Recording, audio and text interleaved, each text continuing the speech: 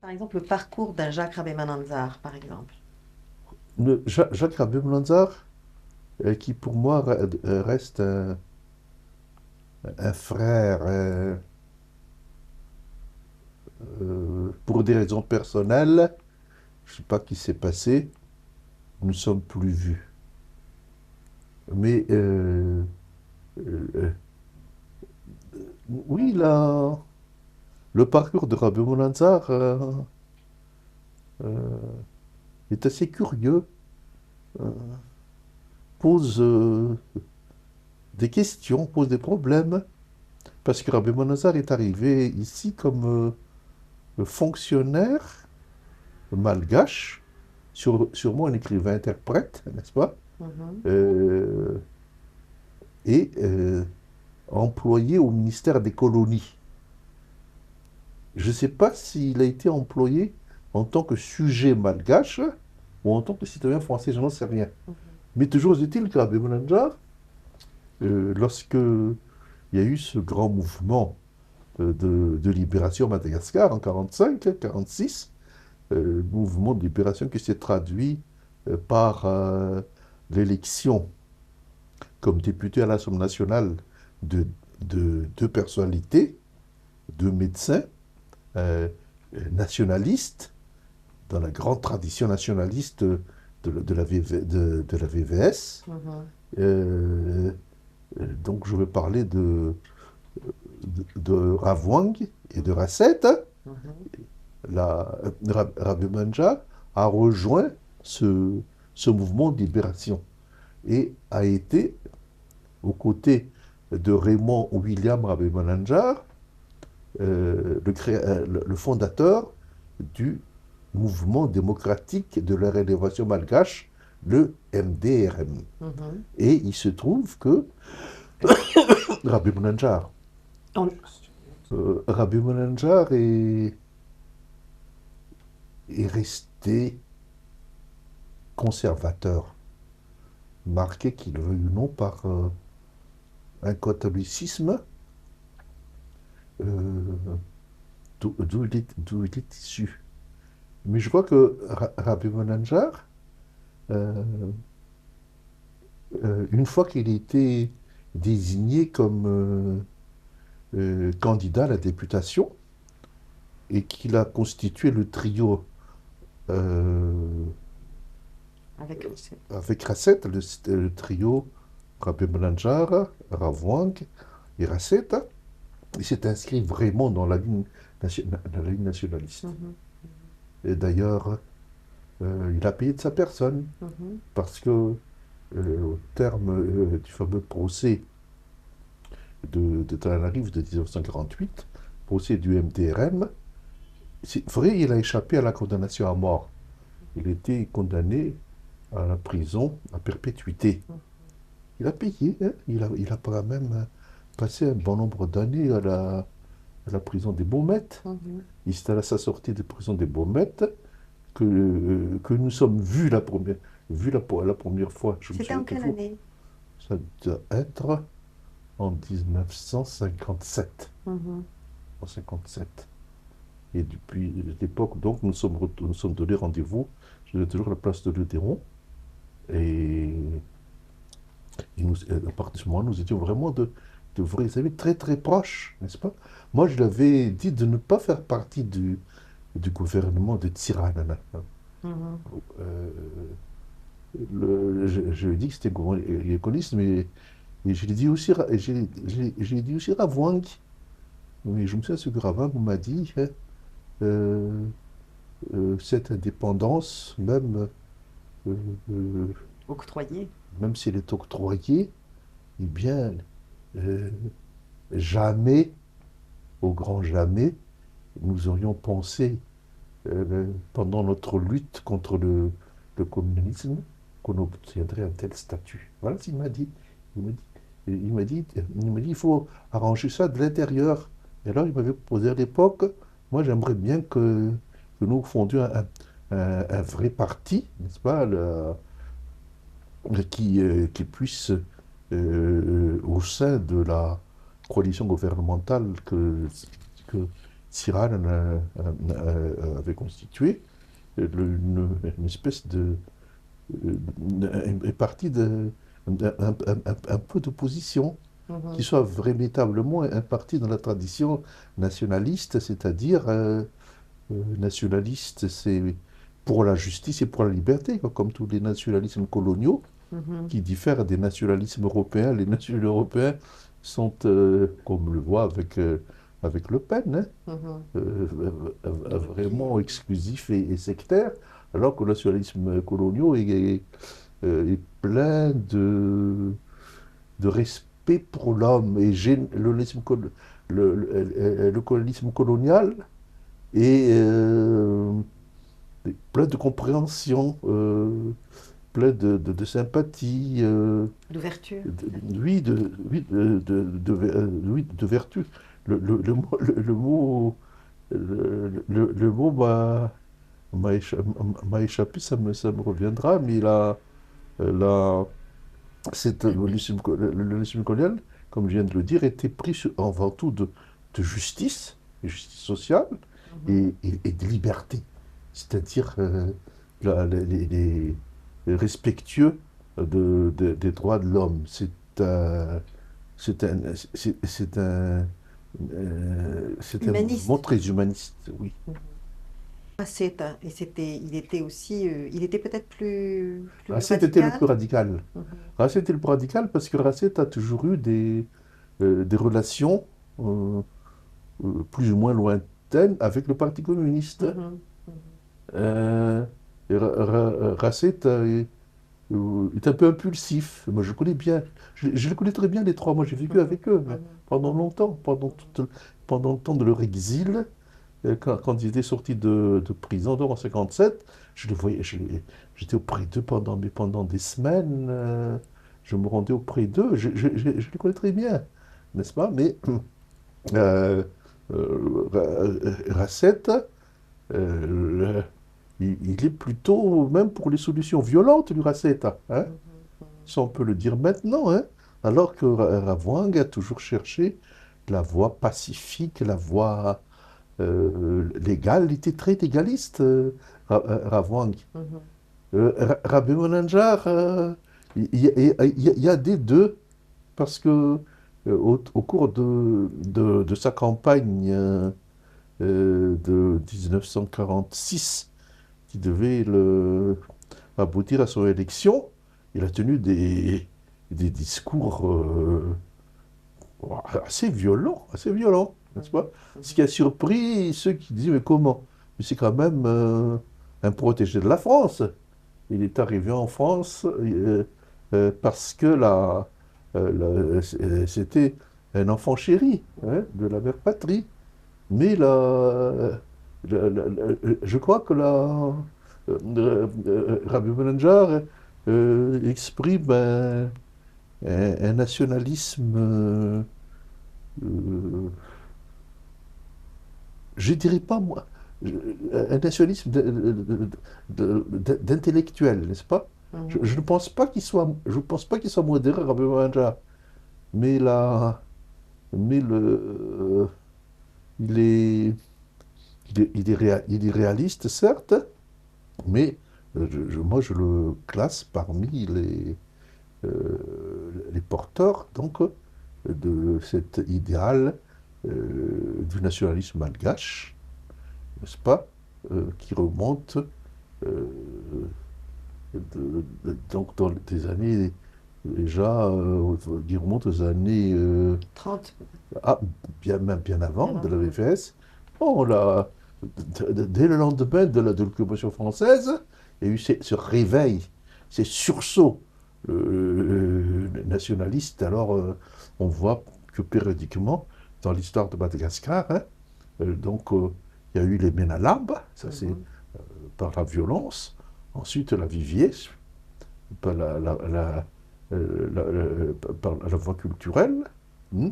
Ensuite, il y a eu tous ces mouvements de 1929 Mhm. avec Dussac, et ça a repris ensuite en 1936 Mhm. avec le Front populaire, n'est-ce pas? Mhm. Ça a insisté toujours donc sur l'importance de, du respect des droits de l'homme, n'est-ce pas? Hein? Certains ont dit, tiens, mais à un moment donné, ils ont cessé d'être nationalistes, ils étaient plutôt pour, pour une espèce de, pour une politique d'assimilation. Ils veulent devenir français, des citoyens français. Non. Si on dit, tiens, on voulait devenir français, mais c'est pour jouir des droits, des droits du citoyen français, n'est-ce pas, pour être considéré comme un homme, hein, À l'égal avec tous de... ses droits, à l'égal de tous les autres, hein, n'est-ce pas? Mais je crois qu'au fond, il y avait toujours cette idée de pouvoir un jour recouvrer l'indépendance de Madagascar. Parce que j'ai quand même l'impression que nous sommes nous sommes restés à la revendication de l'indépendance. Et après, hein, on ne s'est pas posé les vrais problèmes, quoi. C'était donc les problèmes d'ordre économique et d'ordre social. Hein. On n'avait pas un projet de société, on n'avait pas un plan de développement, on n'avait pas une action gouvernementale qui puisse aller dans le sens d'une justice sociale, n'est-ce pas? Hein. Oui, mais juste, alors très libéral, puisqu'il y a un moment donné, il veut faire peut-être une union avec l'Afrique du Sud à l'époque qui était très Et peu oui, fréquentable. et oui, je crois que ils ont sombré, il faut reconnaître. Hein. Ils ont un peu perdu le Nord. Hein. Mhm. Ils voulaient être réalistes, appliquer une politique, une réelle politique, et comme on dit, et comme les Sud-Africains et les gens de l'apartheid étaient quand même, ils se sentaient isolés en Afrique. Ils ont trouvé une certaine ouverture du côté de Madagascar. Ils ont dit, ah, mais les Malgaches ne sont pas des Noirs. Ce qui fait que... Et ça a flatté les Malgaches.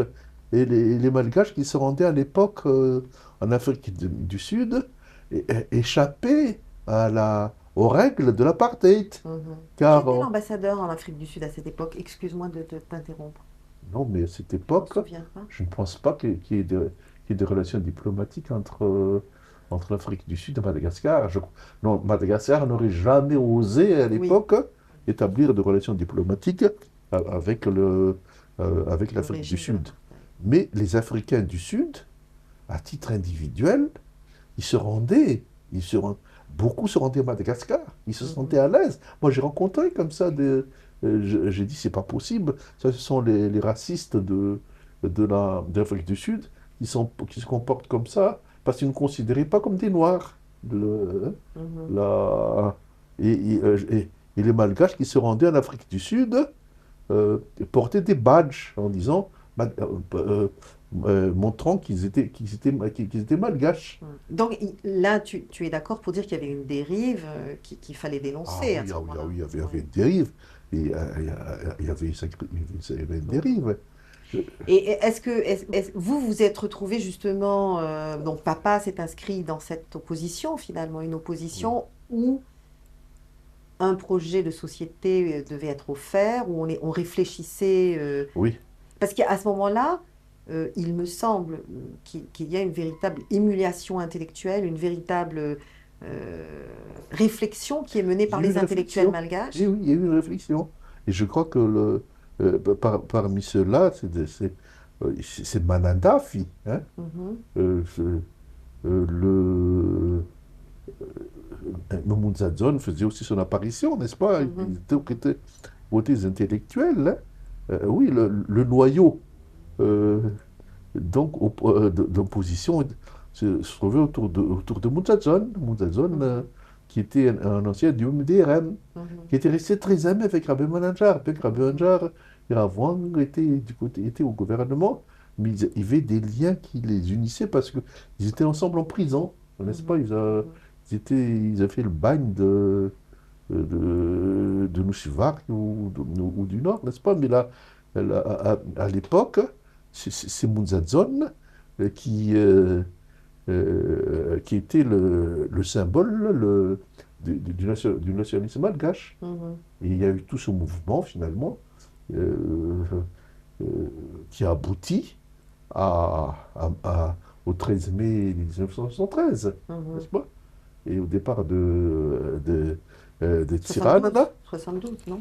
pardon, 72. 72, 13 mai 72, le départ de Tsiranana, qui, qui venait d'être élu comme président de la République avec 90% des voix 18 mois plus tôt, je crois, n'est-ce Mhm, pas? mhm, mhm. Alors on pensait qu'il allait se retirer parce qu'il était malade. Lui, je pense qu'il pensait se retirer. Alors il y avait à l'époque euh, beaucoup de dauphins, entre autres il y avait Rabbi Menanjar. Mhm. Il Récent, pas aussi. il Rissamp aussi, n'est-ce pas? Mais à un moment donné, Rissamp donc, a été mis à l'écart. Mhm. Hein. Il avait les dents un peu trop longues. Et on pensait Rabbi Menanjar, mais ce sont les Français qui n'ont pas voulu de Rabbi Menanjar. Moi, je le sais personnellement. Ah bon? Oui, parce que moi, j'étais de ceux qui disaient, après tout, si vous voulez une sortie honorable, je dis, ici à l'Élysée à l'époque, euh, cho- préparer Accession. l'accession de Rabbi Menanjar. Mhm. Vous n'aurez rien de mieux. Il est francophile, il est côtier, il est catholique. Qu'est-ce que vous voulez de mieux? Hein? Mais il se méfiait de Rabbi Menanjar parce que pour eux, donc c'est Focard à l'époque, Mhm, parce que mhm. pour Focard et tous ceux qui étaient à l'Élysée, Rabbi Menanjar n'était pas sûr parce que c'était un intellectuel. Il dit on peut pas. Hein. Il dit vous le regretterez. Je dis prenez Rabbi Menanjar. Ils ont maintenu Tirana. Tsiranana. Ils l'ont fait réélire et en l'entourant des gens à eux, quoi. Dans ce cas, donc, de cette chute du, et donc et la venue de Ramanatsu. Mhm. Mais c'était quand même la continuation d'une humiliation où vous êtes finalement privé Non, non, non, moi, je crois que euh, bon, il y a une espèce d'humiliation, une espèce de frustration. Oui, c'est ça. Je crois que les idées et les idéaux donc, qu'on avait, eh bien, étaient loin de leur réalisation.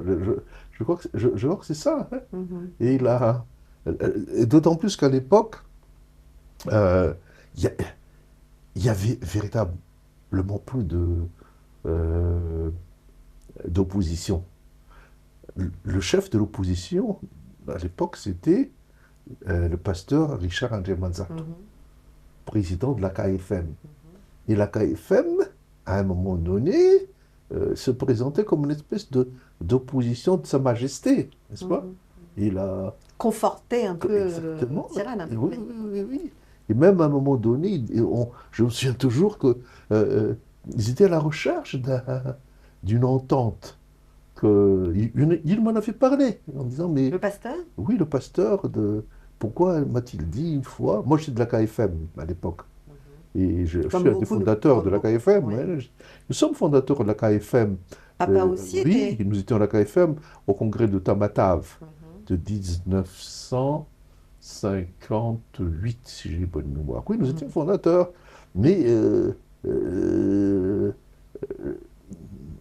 Richard Adjemansat cherchait un compromis. Et il était même question d'entrer dans le gouvernement à condition qu'on ait un ministère de l'Intérieur ou un ministère de l'Éducation nationale, quelque chose comme cela. Il était Mhm. pour parler. C'est Richard, il n'en a pas voulu, n'est-ce Mhm. pas? Il a, et au fond, d'opposition, Il n'y en avait il pas. n'y en avait plus, n'est-ce pas? Car j'étais en Amérique latine de 1965 à 1973. Mhm. Mais je suivais quand même de près ce qui s'est passé à Madagascar. Mhm. Mhm. Donc j'étais détaché au ministère des Affaires étrangères, j'étais détaché au Quai d'Orsay. J'ai fait donc 3 pays d'Amérique latine à l'époque. J'ai fait la Bolivie, la, le Pérou et le Chili, tu vois, Oh là là, pour les le affaires. Chili. Et j'ai quitté le Chili au moment La chute. de la chute d'Allende. Et, oui, et je suis rentré, mais quand donc j'ai vécu toute la, comment dirais-je, toute la renégociation des accords franco-malgaches avec Ratsir, et c'est là que j'ai connu Ratsir. D'accord.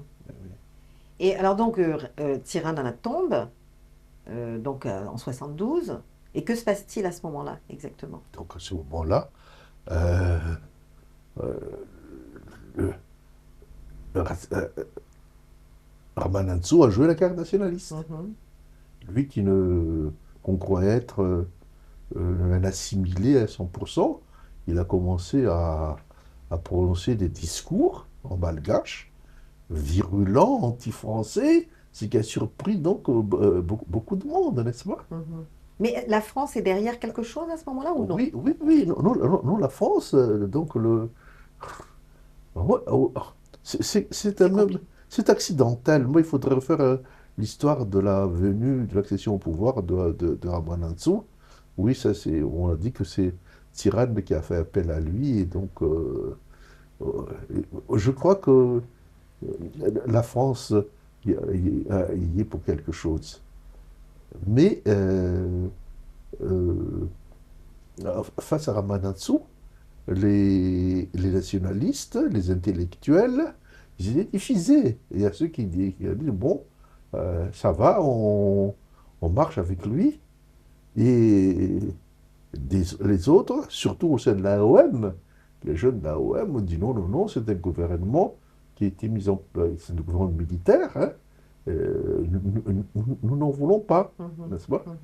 Mhm. Mais là, donc, on sait comment le gouvernement Campalanzo est tombé, parce que il y avait pas mal d'affaires pas très très claires, et au sein de l'équipe gouvernementale qu'il avait constituée, il y avait un homme qui se présentait comme étant proche de, des couches les plus défavorisées de la population. Mhm. Euh, un homme qui revenait donc à à la base, hein, qui réhabilitait le Foucounoul, un homme qui apparemment avait les mains propres, n'est-ce Mhm. pas? Hein. Et Tu- c'est, au fond, Ramalanso est tombé au cours d'un coup d'État légal, n'est-ce pas? Mhm. Tu Puisque parles donc de Ratzimanjaf. Ratsimadav, Mhm. hein, Ratsimadav, il a dit, voilà, moi j'ai des dossiers, hein, il y a des choses qui ne vont pas, etc., etc. Et comme fatigué, excédé, parce qu'il y avait déjà pas mal de luttes, de rivalité au sein de l'équipe. Il est donc Ratsiraoula, Ramanatsu a remis la- les pouvoirs entre les mains de Ratsimadav. Et Ratzimanjaf? Non, Au sein du gouvernement, il était ministre de l'Intérieur. c'est ça. Et Ratsiraka était le ministre Les affaires. des Affaires étrangères. Il y avait un troisième homme, le général Rabetaf, qui était directeur général du gouvernement, Mhm. n'est-ce pas? Très original, il n'était pas directeur de cabinet de Ramanatsu, il était directeur général du gouvernement. Donc, une espèce de super premier ministre. Et la, et, et euh, l'avenir depuis, donc, allait se jouer euh, euh, entre Ratsimandaba, Ratsiraka, et, euh, et, Irabetafia, Mhm. hein, parce que de grandes rivalités, une très grande rivalité, il y a eu l'assassinat de Ratsimandav, Mhm. on se pose toujours des questions sur, Commanditaire. sur les commanditaires. Donc, Quel est ton sentiment? non, moi je dis ça off, mais je crois que c'est Rabetaf et Ratsir qui sont entendus pour éliminer, pour éliminer Ratsimandav. Ensuite, Rabetaf n'a pas était assez, comment dirais-je, persévérant, un peu assez de suite dans les idées, lorsque s'est installé le directoire militaire, et quelqu'un qui était, il faut le reconnaître, qui était beaucoup plus habile, beaucoup plus politique que tous les autres, c'était Ratsiraka. Bien sûr. C'est comme ça que s'est passé cette affaire-là. Et voyez Ratzimandrav, toi, est-ce que tu le connaissais? Oui, je connais Ratsiraka, il est beaucoup plus, il a devoir 200 ou 300 de moins que moi, mais euh, on parle de ressentiment qu'il aurait euh, à l'endroit des Mernes.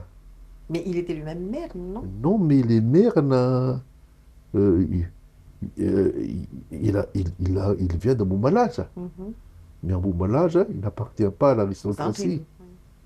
ni à la bourgeoisie, mais il appartient donc à la troisième catégorie, quoi. Il fait partie des Noirs Mhm. d'Aboumalaja. Et d'où ce rapprochement, il a eu des, comment dirais-je, euh, euh, il s'est dirigé vers les côtiers, euh, se sentant beaucoup plus proche des côtiers que des Mernes. Donc, alors que beaucoup de côtiers ne veulent pas jouer sur le fait, sur la notion de noir. Je fais, non, non, non, parce que les côtiers ne disent pas qu'ils sont noirs, ils sont malgaches comme tous les autres, mais c'est Manjab, je crois que il restait ce complexe un peu d'infériorité, Mhm. n'est-ce pas? Et J'ai entendu dire, papa me le disait d'ailleurs, me l'a dit à plusieurs reprises, c'était que Ratzimandrav était un grand connaisseur du pays. Enfin, je veux dire, physiquement. Il s'était baladé, il connaissait bien les structures oui, sociales, etc. oui, Est-ce que tu... c'est vrai, c'est vrai. Mhm, Donc, avant qu'il ne soit ministre de l'Intérieur, déjà, mhm, je sais même pas, je me souviens pas, s'il n'a pas écrit des choses sur les structures sociales de Madagascar. Mais en tout cas, pendant le temps, il était ministre de l'Intérieur.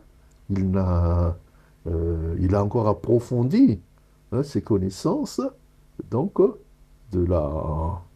des différentes couches sociales malgaches. Et il était très proche, très très proche des, des paysans. Il était mhm, très proche des mhm, paysans.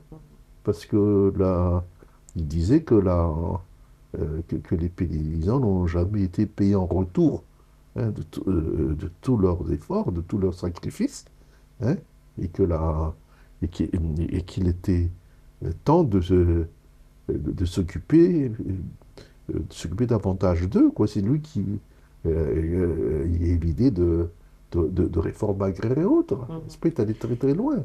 Est-ce qu'il n'y a pas là peut-être le... Est-ce que c'est pas ça qui l'a condamné finalement? Est-ce que c'est ça? Qu'il est allé trop loin? Qu'on le craignait? Mhm.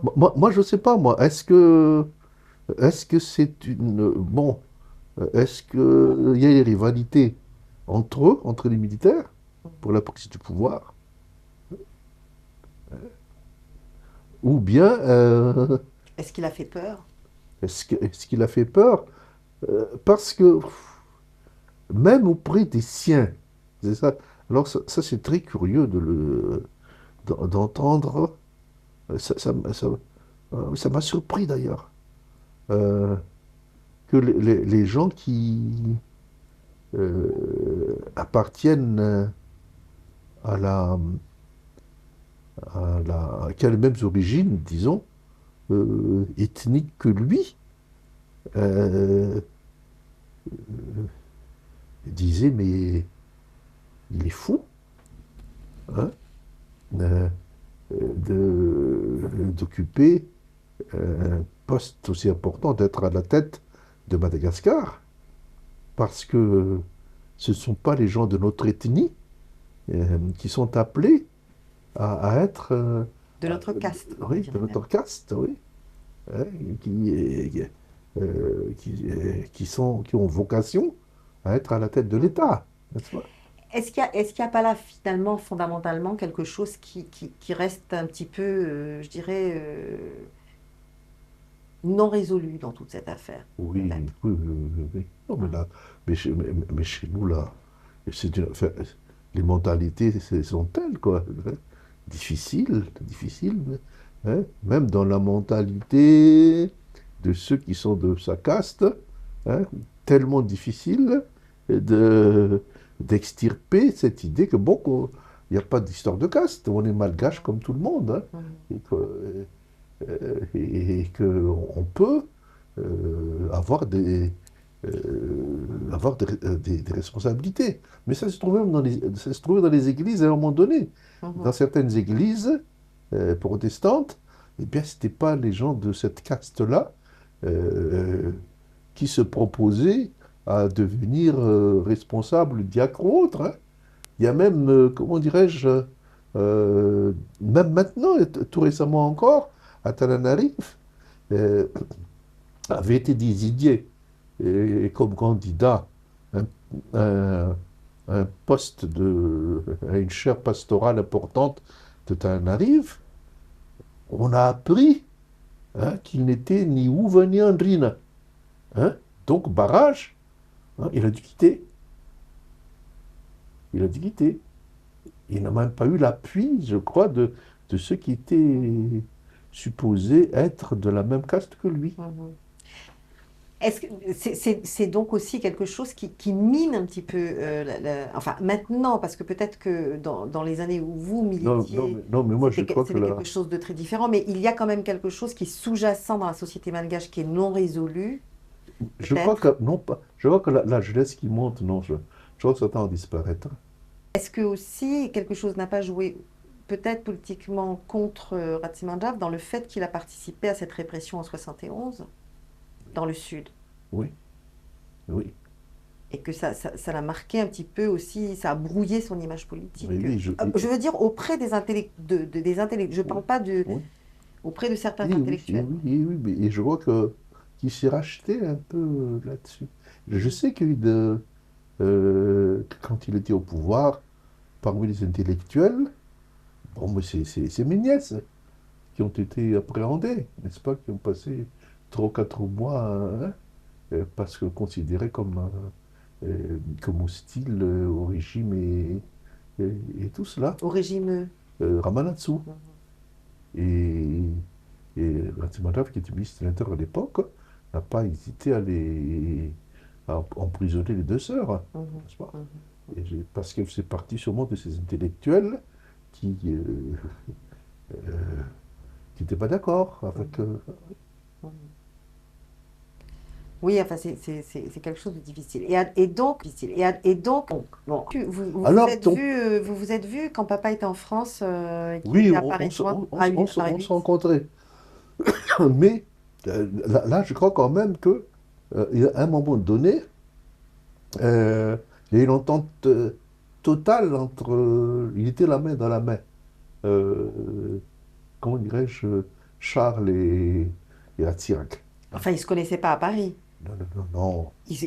Enfin, Oui, là, oui, c'est oui, après. oui, Mais je parle de quand papa était exilé à Paris, pendant 2 ans, il a été à Paris. oui.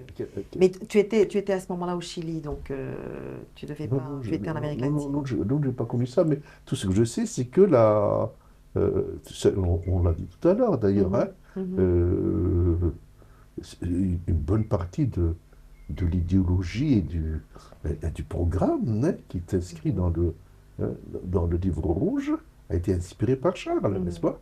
Je dirais même le langage qu'a utilisé Ratier, Et qui a le été langage façonné par. façonné par Charles. Mhm, Donc le Fanzakan Madine, c'est Charles qui a trouvé mhm, ça. mhm, Ouais, mhm, ouais. Et qui était repris par Malandaf, n'est-ce pas? mhm. Absolument. Ensuite, ensuite, il y a la rupture après entre eux. Mhm. Est-ce que tu l'as vu à ce moment-là? Non, à ce moment-là, je ne l'ai pas vu. J'ai dû simplement lui dire, j'ai dû lui dire comme ça, ben, si vous n'allez pas trop loin dans cette affaire-là. Mais je l'ai revu après, ton père. Mhm, Une fois, quand il avait quitté. Oui, exactement. Qu'est-ce qu'il t'a dit à ce moment-là? Non, que juste une expérience et que la...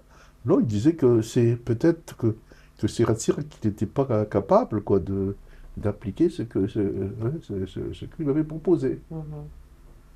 faute de véritablement d'expérience politique, D'expérience ou de volonté? d'expérience, de volonté politique, tu Mhm. vois. Tu te souviens à peu près à quelle époque c'était? 82, 83, un truc comme ça. Ça doit être, oui, la pire Mhm. époque de Madagascar, Mhm. où c'était le temps des rationnements, tu vois, de la Mhm. pénurie, etc., etc., etc. Et après, j'ai revu ton père encore. J'étais allé. Quelle année j'étais rentré? Parce que pendant l'époque de Ratir, comme j'étais ennemi juré de Ratir, il n'était pas possible de rentrer. Mhm. J'ai dû rentrer à la mort de mon père en 75.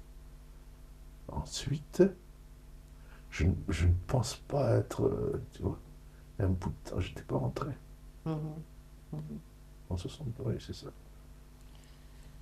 Parce que moi, je sais que je suis rentrée en 78 de New York, et à ce moment-là, je dis à papa, il faut absolument que tu sortes de là, c'est pas possible, Oui. etc. Et la démarche de papa était la suivante, il était de dire, effectivement, il ne se passe pas ce que je voudrais qu'il se passe, mais à force de persuasion, il faut que quelqu'un reste pour pouvoir influer sur cette politique-là. Alors, maintenant, évidemment, là, l'histoire a jugé. Je crois que la mort de ta mère l'a beaucoup marqué. Oh oui, oui, oui. Parce que c'était sa conseillère, hein. Politiquement, hein, c'était dans le champ politique et tout ça. Parce que ta mère avait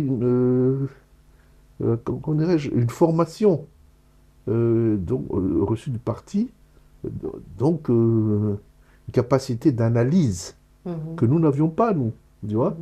mhm, Parce mhm, elle était très imprégnée donc de sa culture, disons, marxiste, quoi, tu vois. mhm. Et là, non, ça a beaucoup affligé ton père. Ça l'a beaucoup touché, tu sais, ça l'a Ah oui, oui. atteint profondément, tu vois. Mhm, mhm. Ouais. Ouais, bon, ce sont des questions d'ordre personnel, mais, euh, tu vois, c'est c'est pas, c'est pas à minimiser. Non, non, non. Mais tu dirais que, par exemple, est-ce que finalement, il ne s'est pas fourvoyé parce qu'il a décidé à un moment donné de se dire, puisque c'est quelque chose qu'il m'a dit, on ne peut pas éternellement professer des choses, il faut aussi les mettre en Passer à pratique. l'acte, oui. Il faut passer à l'acte. C'est un peu l'épreuve du feu. Ouais, ouais, Et il ouais, s'y est brûlé ouais, gravement, ouais, puisque ouais. après ça a été... Mais Ratzig avait une haine inextinguible pour lui, et Ratzig s'est employé... ah bon? Ah oui, terrible. Il a Terrible. torturé papa, hein, il a fait torturer papa, tu C'est pas sais. possible. Oui, Là, oui, moi, je oui. savais pas ça, moi. 80, en 82, 83, c'est pour ça. Je savais pas ça du tout. Mais ce qui s'est passé, c'est que, enfin, je le dis un petit peu comme ça, ce qui s'est passé, c'est que papa n'a pas du tout supporté la montée de la corruption, C'est ça. une politique qui s'est complètement fourvoyée dans une étatisation totale, etc. Il voyait bien, il l'a fait en prison, il a été à la DGID, euh, il a été à la DGID et il a été sauvé in extremis parce que des étudiants qui passaient par là l'ont vu. Et c'est ça qui l'a sauvé. Sinon, il aurait disparu. Et donc, il n'est plus rentré à Madagascar à partir de... Non, non, non, à ce moment-là, il est venu en France. Oui, Il est allé chez les uns, chez les autres, chez nous, oui, oui, etc. Nous, on oui, était oui. comme ça. Et puis, c'était insupportable pour lui. Il a voulu rentrer. Mais tu vois, il y a un fond quand même chez vous, ces chrétiens, protestants, etc. Il s'est littéralement puni. Il s'est puni, il me semble, même dans la façon dont il a relaté le fait il a été torturé, il, euh, il en a pris sa part de responsabilité. D'une certaine manière, il s'est dit, j'ai aidé à engendrer ce monstre qu'est, pas Paratil, parce il ne pensait pas en ces termes, mais ce monstre qu'est ce régime, Oui, oui, oui. etc. Et Ah bon? donc, Et donc, il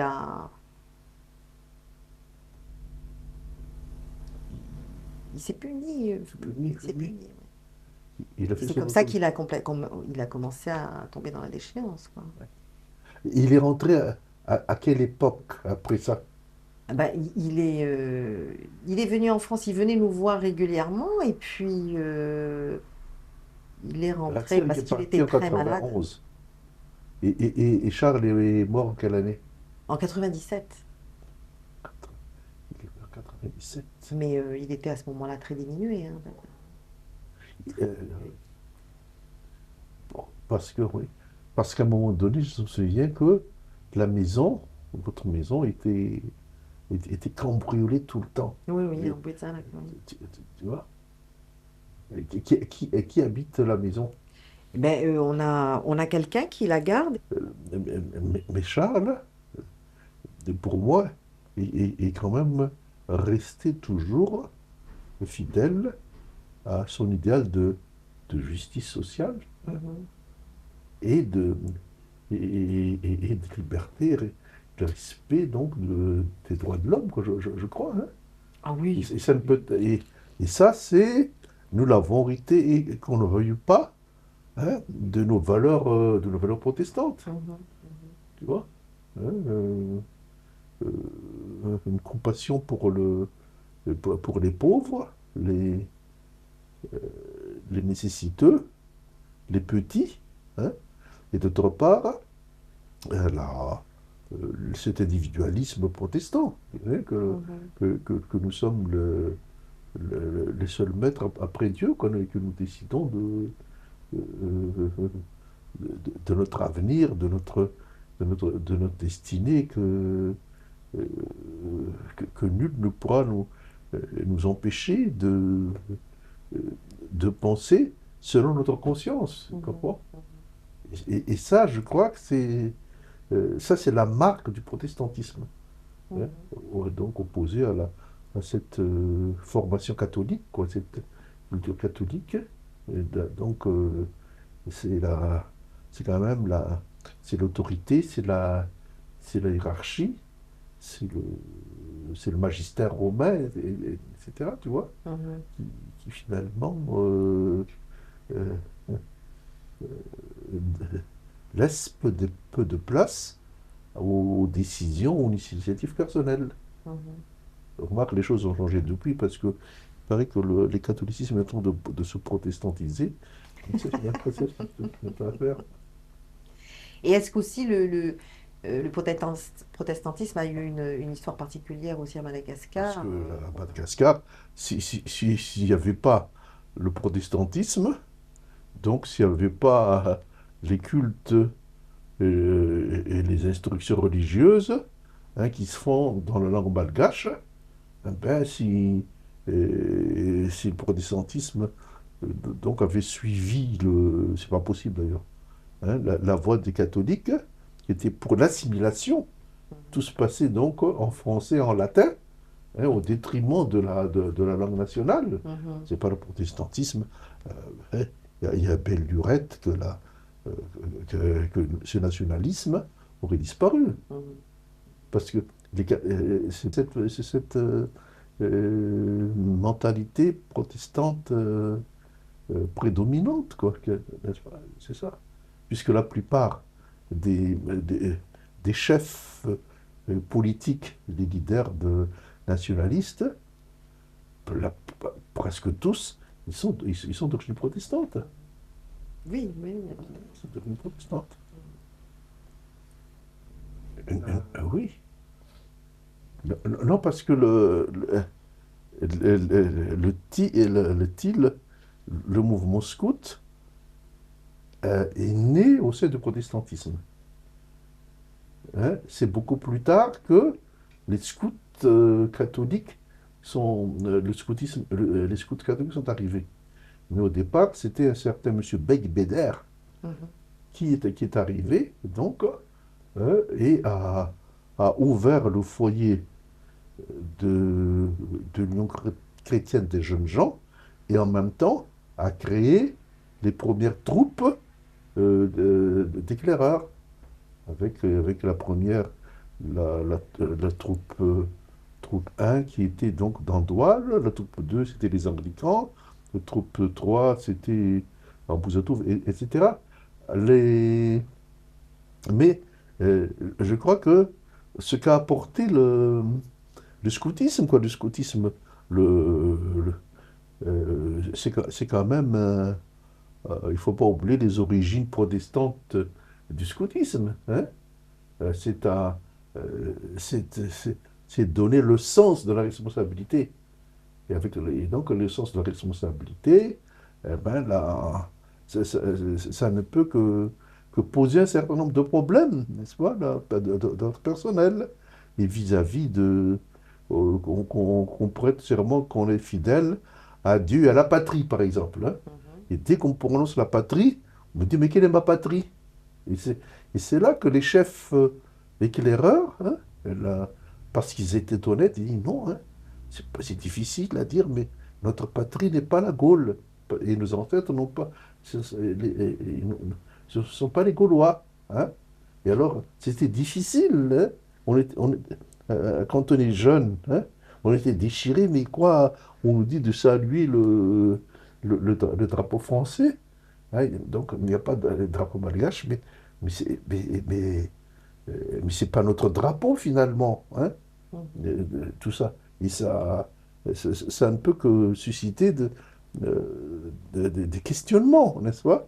Et c'est là que les chefs éclaireurs, les chefs des éclaireurs, donc, nous ont été très utiles. Et je me souviens toujours, un chef éclaireur français qui s'appelait Louis Mollet, oui, pasteur Louis Mollet, qui m'a dit un jour, ta patrie c'est Madagascar, et rien d'autre. Mais tu ne peux pas saluer, tu ne peux pas dire que tu aimes ta patrie Madagascar, parce que ici, c'est la France qui est la puissance coloniale, qui est la puissance coloniale. Mais pour toi, ta patrie c'est Madagascar. Tu sers Dieu, et Madagascar et les Malgaches.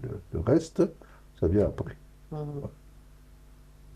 Pour en revenir à papa, sa place particulière a été cette espèce de souci qu'il a eu d'essayer de transmettre une histoire de Madagascar, un amour enfin, matinée, enfin, quelle a été sa place particulière au sein je dirais, des Moi, intellectuels malgaches? non, je crois qu'en tant que professeur à Oui. l'université, il a un apport, c'est lui qui une espèce de retour aux sources, un véritable retour aux sources, tu vois, c'est en tant qu'historien, mais Mhm, surtout, mhm, c'est pas qu'il a pu euh,